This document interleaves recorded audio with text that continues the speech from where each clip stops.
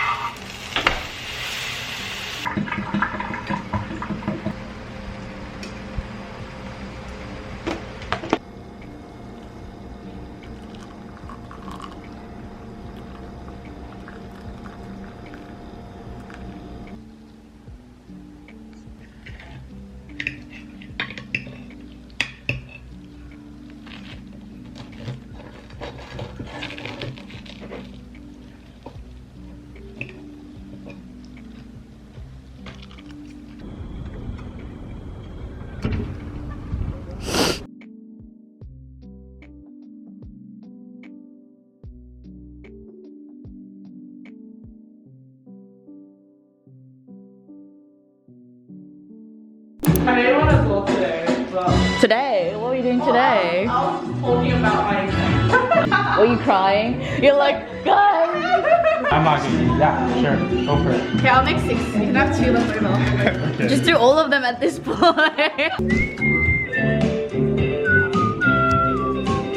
There's a secret room, but go ahead, start. But you know, there's a secret room in the arts building where it has like all these modern laptops and like Macs and stuff. Oh, did you wrap one? No, I didn't see one. I'm just using it, but I'm just saying. Wait, Jess, when's your birthday? In June. When's your birthday? Only done. Oh damn, dude.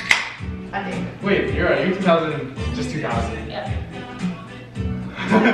Did you not know this? No, I did notice. Thank you. Okay, what does everyone put in first and then after? Put beef, bro. It's a good base. Lettuce. What do you put? Fucking cheese? Sorry, melts? Guac. I think guac's better. I will. So you can smear it. You know, when I was a kid, I only put like cheese and beef in. I still do that. Oh, you still do? No, that was a joke. Definitely not joking. Oh, guys. Definitely not. Lettuce? Oh shit. Don't you not touch the lettuce and tomato at all. Wait, no way. No, I'm touching the lettuce, bro. And then you can put it back at the end of the That's happy. Just hold my nose, right? Okay, so I'm gonna go around the world. I'm gonna bring like an apple. And then what are you gonna bring next around the world? Bananas. No, you can't bring it, sorry. I can't do the same thing as you, but it's all the same rules, right? No, or there's one rule. Yeah, Oh, so the point is we have to figure out the rule. But then once you figure out the rule, you don't say it, just Yeah. play along until everyone gets the rule. Yeah. So it's unspoken. What can you bring? Pears. No, you can't. What can you bring? I didn't finish. Pear sneakers. Bring. That was pretty good, huh? No, you can't bring a pineapple. I want to bring bone. No, you can't bring a pineapple. You can't bring an alligator. You can't bring an alligator. Yeah. So I brought an apple, and now I'm gonna bring rice. Yeah, what are you gonna bring? I'm gonna bring barley. You can't bring barley. Okay, so and then I'm gonna bring a bicycle. You can't.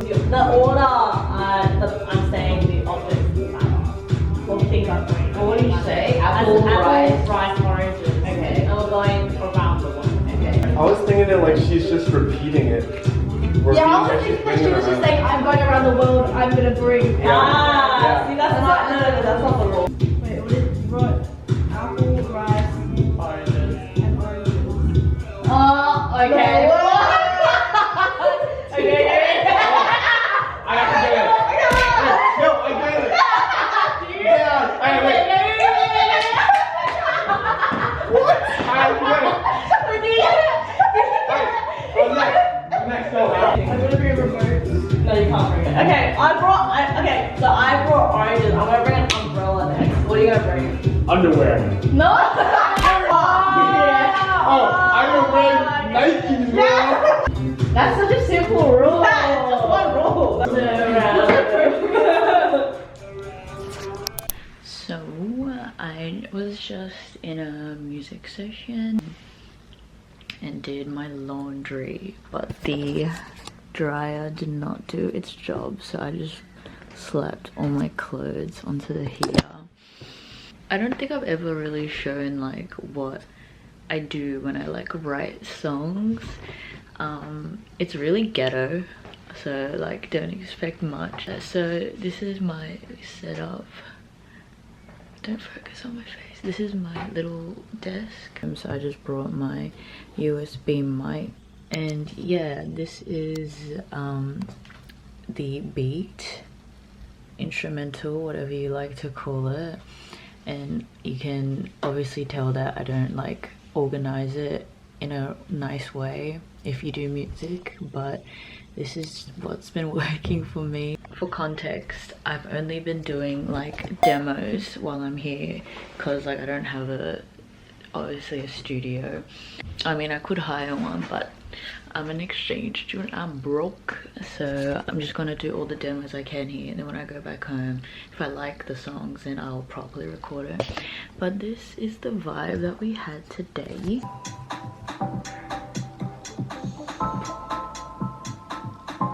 I don't know, the sounds are very round and like galactic. And my good friend back at home, her Instagram tag is Marimo Girl, which basically means just like moss ball like the plant, because she really likes Zora and I really miss her, so I wrote the song about her and I think I really like how it's sounding so far.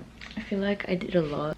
It's like 4 p.m. right now and I'm bored and I just want to move around, so I'm gonna go to Foo Desserts or Foo's Desserts. I'm assuming it's French, so Foo Desserts, and I'm gonna treat myself to a chocolate croissant. And yeah, it's not too cold today, so I honestly might be sweating in this, but better safe than sorry. I do have to wait a bit because my socks are like still wet. And I was reading this book the other day at the cafe and I got pretty far. I was like on page 20, but I'm like on page 62 right now. My friend recommended this book to me because he said he thought I would really like it, and it's been interesting so far. I feel like I'm not at the I'm not in the thicket of it, so it's still kind of like preliminary stuff. It's very philosophical.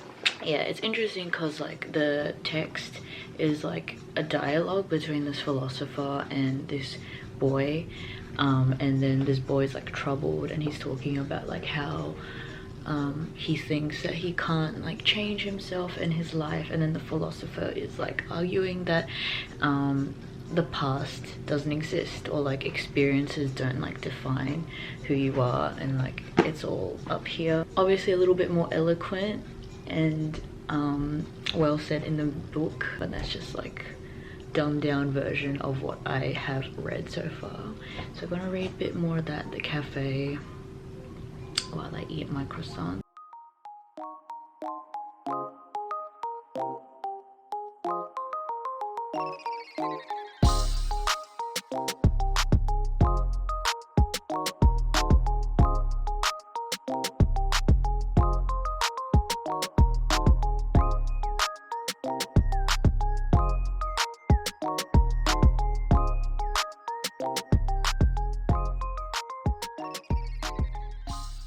So I'm just making a really simple dinner today. I have to cook my rice in a pot because I don't have the luxury of a rice cooker. I'm just going to be making tuna and rice, tuna mayo rice. I've never seen this before until I came in, but this is like, you know how like tuna cans are normally like the really hard like tabs? These are just like really soft, like peel back ones. Like, let me just show you. It makes me feel uneasy. It's like really convenient, but also it's like, oh, I didn't even properly show it, but you guys get the gist. It's just like so easy to like unpeel. And I have this like sriracha mayo. Kewpie mayo is expensive, so this is the next best thing. Just like a decent amount, and then combine. And I like to add a little bit of salt. And the rice is done. Also, look at this bowl I got from Chinatown. It's so cute. Then we just add a little bit of sesame oil, and if you want to, you can put in some soy sauce. I don't like to put too much. And I am gonna fry an egg because who doesn't like eggs in their rice? Psychopaths.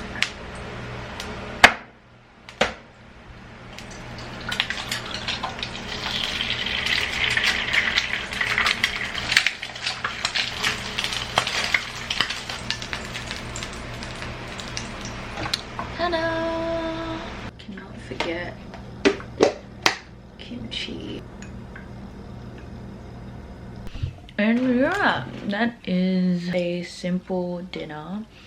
Also, look at these cute Lucky Cat chopsticks that I got. I got like matching ones with Jess when we went to Chinatown. Delicious goodness. And I also put in kimjabang. It's just like slightly sweet, salty, crunchy seaweed flakes. I usually add this in after because I like it when it's crunchy and not when it's like soggy or like soft.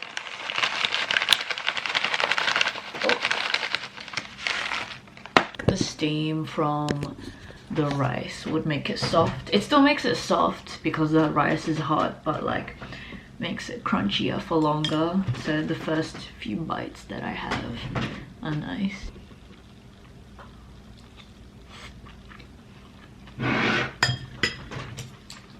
So with like rice dishes that have egg, the way I eat it is I'll place the egg on top of my rice and then I'll eat the egg whites with the rice first and eat around the yolk. And then when there's just enough rice for the yolk to like saturate the rice where I can actually taste and enjoy like the texture of the yolk, that's when I'll like pop it.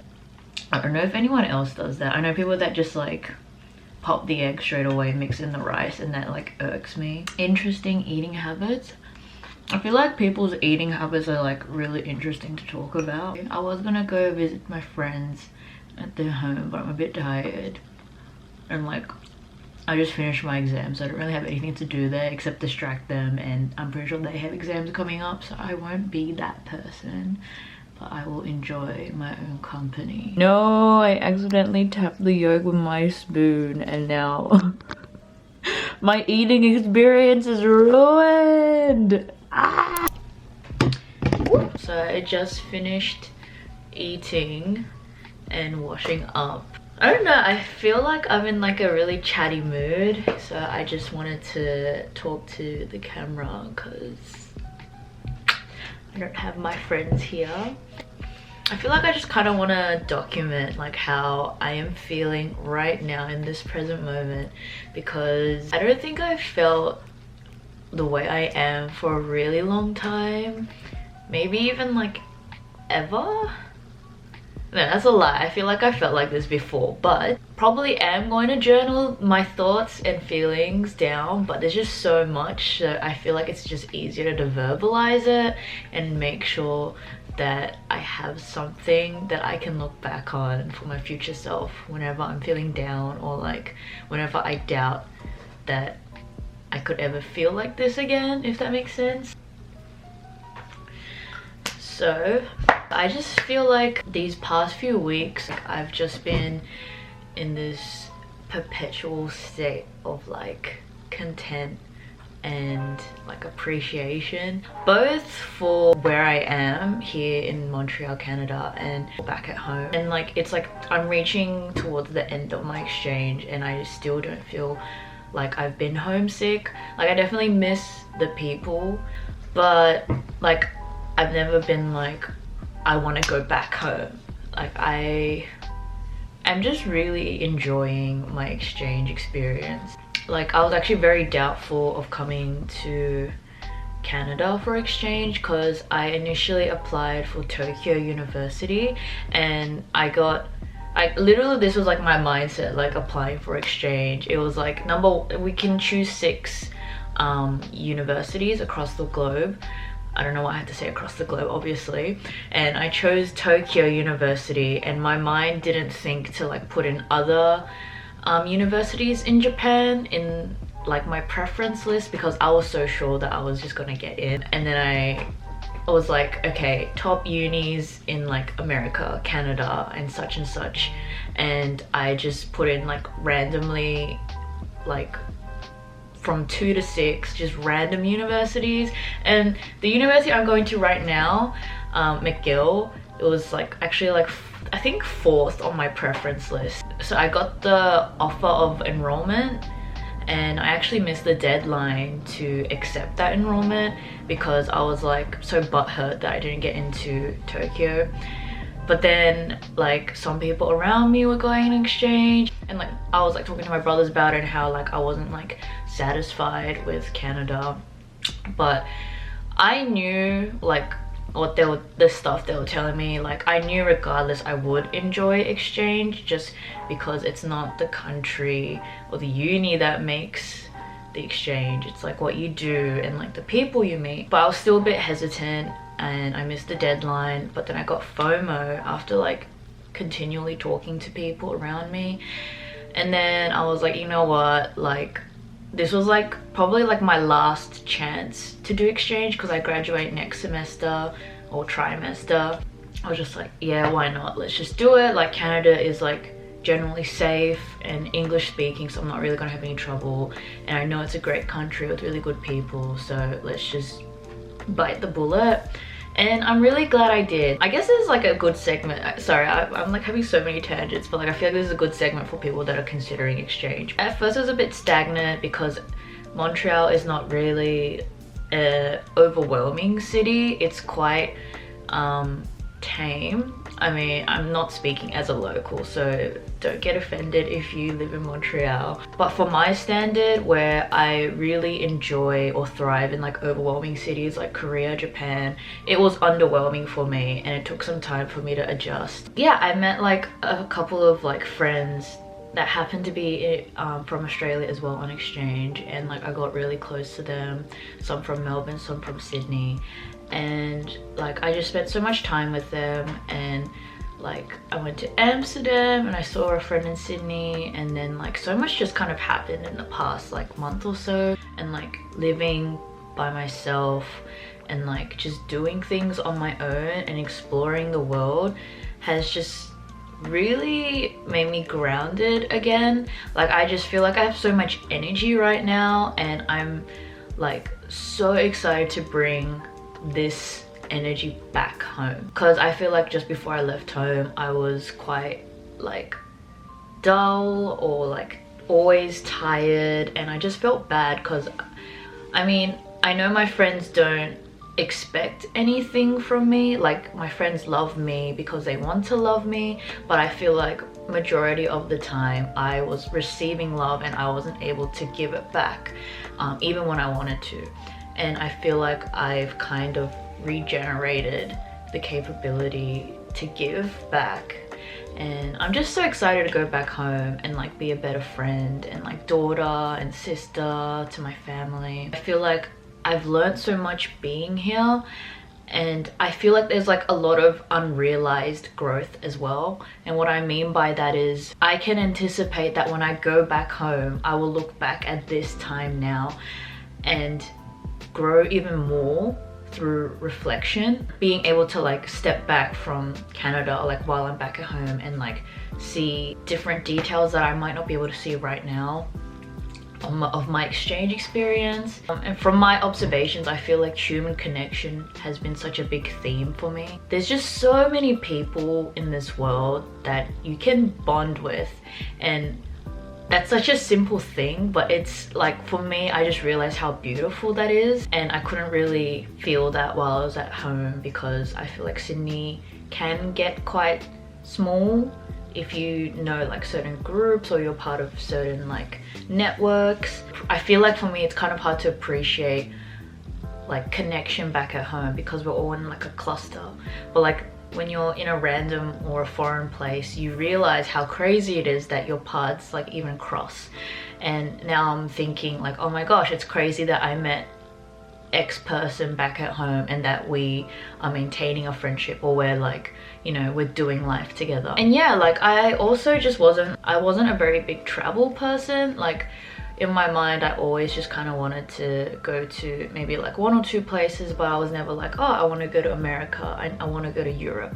But now that I'm here and I've been to like a few cities across Canada and dabbled in Europe, I'm just like, wow, there's just so much of the world that I can explore and that I should explore. I can truly see myself becoming like a nomad. I would be so down to like live somewhere else temporarily again, because I just feel like you develop so fast in like ways you can't even comprehend in the present time. But yeah, like I've just been, you know, been really content with where I am. I feel like I've never really been dissatisfied with where I am with life, but I just feel so at peace right now with where I'm at, and like I have such a big motivation to like learn new skills and like, I don't know, just show up as a better person, not as a show, but just because I want to give back. Like, I feel like I have so much to give. Yeah, because I kind of see my life in two spheres right now. So I see my life like back at home in Sydney and my life right now on exchange, and both of these spheres are like going this way. Like, they both have been good to me, or like I've been just realizing things about these places in my life that have been really fulfilling to me. But yeah, I don't know, I've been talking for like 15 minutes. I don't really know if while I edit this it's gonna even make sense, but I hope you guys got a gist of where I'm at in life right now. But if you made it this far to the video, thanks for watching. I hope that there's more of these vlogs to come, so keep your eyes out. I'll keep myself accountable. Bye.